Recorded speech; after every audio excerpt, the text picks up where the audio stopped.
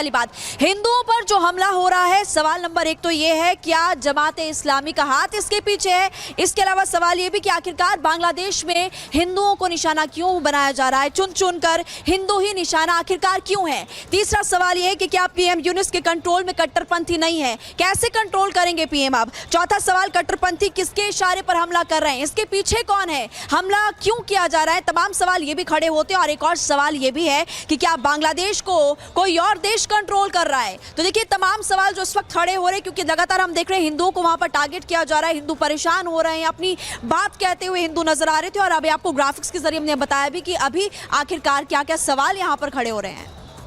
और ये सवाल इसलिए उठ रहे हैं क्योंकि लगातार ये कहा जा रहा है कि बांग्लादेश में जो हालात बने हैं उसके पीछे पाकिस्तान और पाकिस्तान की खुफिया एजेंसी आईएसआई का हाथ है। भारी उथल पुथल और हिंसा को लेकर पाकिस्तान ने प्रतिक्रिया भी दी है। जो हालात बांग्लादेश में इस वक्त बने हुए हैं उस पर शहबाज शरीफ कह रहे हैं, अमन चैन की बात कर रहे हैं। लेकिन बांग्लादेश में हुए सत्ता परिवर्तन से पाकिस्तान खुश है क्योंकि संकेत यही मिल रहे हैं कि इसमें पाकिस्तान का बड़ा हाथ है। रिपोर्ट देखिए।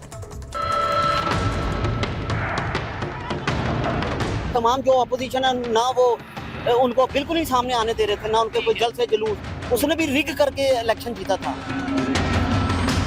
वो हेलीकॉप्टर में बिठा के फौज ने उसको बाहर इंडिया भेजा ना, वरना वो खुद कैसे जा सकती? बांग्लादेश में लोकतंत्र की जड़ें उखड़ गई तो पाकिस्तानी खुश है। बांग्लादेश हिंसा की आग में जल रहा है तो पाकिस्तानी जश्न मना रहे हैं। बांग्लादेश में कठपुतली सरकार आ गई है तो पाकिस्तानी फूले नहीं समा रहे। बांग्लादेश की तरक्की और भारत से उसकी दोस्ती से चिढ़ने वाले पाकिस्तानी आज झूम रहे हैं। शेख हसीना का तख्ता पलट उन्हें सुकून पहुंचा रहा है। जो मतलब बांग्लादेशी अवाम बहुत खुश है, पाकिस्तानी अवाम भी बहुत खुश है। अच्छा। इस पे बांग्लादेश के यूथ ने इस सारे मामले को मुस्तरद कर दिया। पाकिस्तान और बांग्लादेश के दरमियान में हालात खराब होने की एक बहुत बड़ी वजह जो थी बस हसीना वाजिद थी। वो ना सिर्फ प्रो इंडियन थी बल्कि एक डिक्टेटर भी थी, क्योंकि उसने बहुत लंबा अरसा बांग्लादेश पे हुकूमत की है। ना सिर्फ हुकूमत की बल्कि अपने मुखालिफिन को उसने बिहाइंड द बार्स उसने धकेल दिया। पाकिस्तानियों की खुशी तो आपने देख ली, लेकिन अब पाकिस्तानियों के आका यानी उनके वजीर आजम शहबाज शरीफ की भविष्यवाणी भी सुनिए। बांग्लादेश की बर्बादी की दुआएं करने वाले शहबाज शरीफ आज वहां हालात सामान्य होने की बात कर रहे हैं। शहबाज शरीफ ने कहा है कि उनकी सरकार और पाकिस्तान के आवाम बांग्लादेश के साथ खड़ी है। बांग्लादेश के हालात जल्द सामान्य होंगे। वहां के हालात पर पाकिस्तान की सरकार पैनी नजर बनाए हुए है। वैसे ये वही पाकिस्तान है जो कल तक बांग्लादेश से खार खाता था, पानी पी पी कर उसे कोसता था, उनकी तरक्की से जलता था। आतंक को पनाह देने वाला पाकिस्तान और दहशतगर्दों की वजह से दुनिया में बदनाम पाकिस्तान सरकार बांग्लादेश के हालात सुधरने की भविष्यवाणी क्यों कर रही है? दरअसल पाकिस्तान मौके पर चौका जमाना चाहता है। बांग्लादेश की अंतरिम सरकार से दोस्ती की पींगे बढ़ाना। पाकिस्तान बांग्लादेश को भारत के खिलाफ इस्तेमाल करना चाहता है। पाकिस्तान की सरकार और सेना बांग्लादेश को अपने पालतू आतंकियों का अड्डा बनाना चाहती है। मुंह में राम और बगल में छुरी वाली कहावत आपने सुनी होगी। पाकिस्तान भी उसी रास्ते पर चल रहा है। मन ही मन वो बांग्लादेश को पूरी तरह तबाह होते हुए देखना चाहता है, तो वहीं दिखावे के लिए वहां अमन चैन की दुआ मांग रहा है। लेकिन पाकिस्तान शायद ये भूल रहा है कि अफगानिस्तान में उसके साथ क्या हुआ, कैसे उसी तालिबान ने उसकी घिग्गी बना दी जिसके जरिए वो वहां अपनी पैठ बनाना चाहता था। Bureau report, Republic Bharat. तो इधर बांग्लादेश में आरक्षण पर शुरू हुई अब हिंसा और ज्यादा बढ़ चुकी है और कट्टरपंथियों द्वारा लगातार हमले किए जा रहे हैं। लोगों को, अल्पसंख्यकों को परेशान किया जा रहा है। ये आग इतनी ज्यादा भड़क उठी है, अत्याचार तक पहुंच गई है ये आग। कट्टरपंथियों ने जेसोर में एक घर पर नया हमला किया है और घर में रखे कीमती सामान लूट भी लिए। इतना ही नहीं, स्टाम्प पर जबरन साइन करवाकर उनके 12 साल के बच्चे को उठा लिया। दरअसल एक घर में घुसे और उसके बाद बच्चे को किडनैप कर लिया।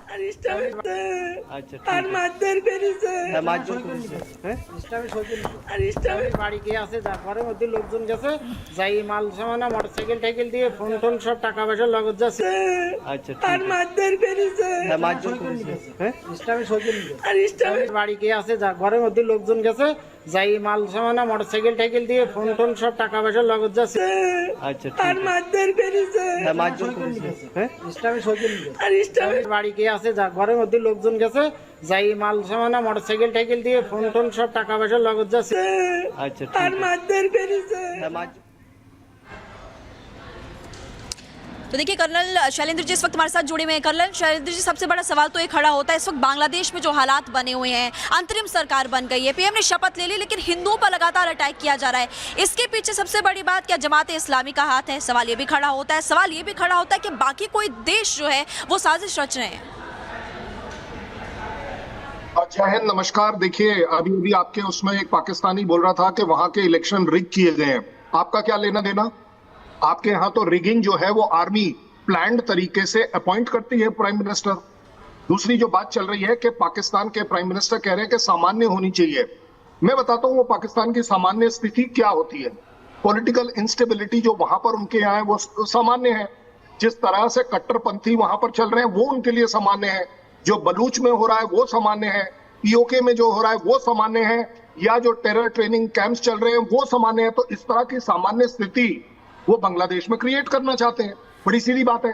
लेकिन फिर भी एक अच्छा स्टेप ये हुआ है कि जो नए प्राइम मिनिस्टर अपॉइंट हुए बांग्लादेश में, उन्होंने इस सब को रोकने के लिए कहा है। साथ ही साथ उन्होंने भी ये कहा है कि ये प्लान तरीके से बाहर से ये एक तरीके की कॉन्स्पिरेसी है बांग्लादेश के खिलाफ। सबसे बड़ी बात देखिए कि पाकिस्तान चाहेगा कि बिल्कुल नॉर्मलसी आ जाए बांग्लादेश में, जैसे प्री 71 थी, कि 1971 से पहले वाली सामान्यता आ जाए, कि वहां पर टोटल क्योस हो। क्योंकि पाकिस्तान की सामान्यता की जो डेफिनेशन है वो अनफॉर्चुनेटली वही होगी जो उनके कंट्री में है, उनके कैरेक्टर में है, उनके खून में है।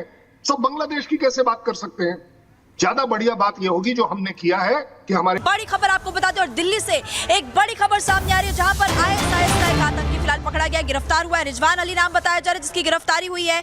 आईएसआईएस के पुणे मॉड्यूल का आतंकी है रिजवान, मोस्ट वांटेड आतंकी जिसकी गिरफ्तारी हुई है। ये बड़ी खबर आपको इस वक्त हम बता रहे हैं। और आईएसआईएस का आतंकी दिल्ली में गिरफ्तार हुआ। एनआईए यानी कि नेशनल इन्वेस्टिगेशन एजेंसी की मोस्ट वांटेड लिस्ट में ये आतंकी था। दरियागंज का रहने वाला है यह आतंकी रिजवान, जिसकी गिरफ्तारी हो चुकी है। लगातार सुरक्षा एजेंसियां इसको लेकर के अलर्ट थी और अलग अलग जगहों पर पूछताछ छापेमारी की जा रही थी। और आईएसआईएस के पुणे मॉड्यूल का आतंकी रिजवान 3 लाख का इनामी जिसकी गिरफ्तारी हुई है। इस वक्त ये बड़ी खबर सीधा आपको बता रहे हैं दिल्ली से। आईएसआईएस आतंकी दिल्ली से गिरफ्तार। नेशनल इन्वेस्टिगेशन एजेंसी यानी कि एनआईए 3 लाख का इनाम इस पर रखते हुए नजर आई थी। इसके बाद अब इसकी गिरफ्तारी दिल्ली पुलिस को देखिए बड़ी कामयाबी यहां पर मिली है। दरियागंज का रहने वाला बताया जा रहा है आतंकी, और अब इसकी गिरफ्तारी हो चुकी है। और ज्यादा जानकारी के लिए सीधे जतिन का रुख करते हैं दिल्ली से। जतिन इस वक्त हमारे साथ जुड़ चुके हैं। जतिन, 15 अगस्त से पहले बड़ी कामयाबी भी है, लेकिन लगातार अलर्ट जारी किया जा रहा है 15 अगस्त को लेकर। दिल्ली नहीं बल्कि आसपास के इलाकों में भी, और इसको लेकर पुलिस सतर्क है, जिस वजह से बड़ी कामयाबी मिली।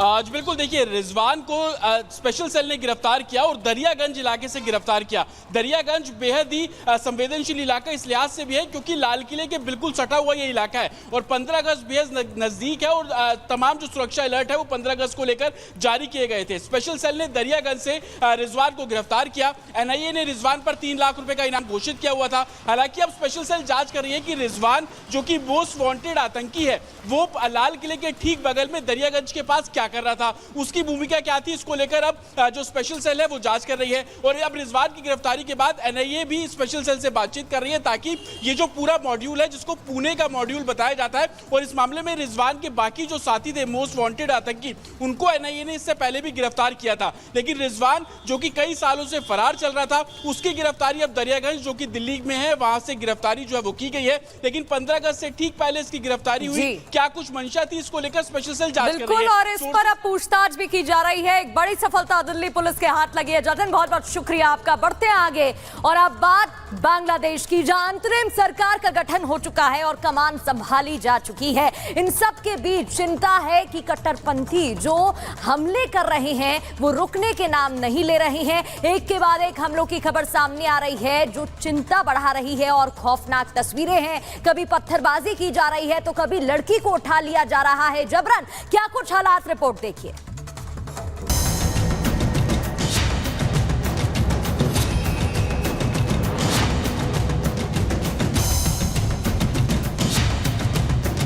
प्रोफेसर मोहम्मद यूनुस को उनकी जिम्मेदारियां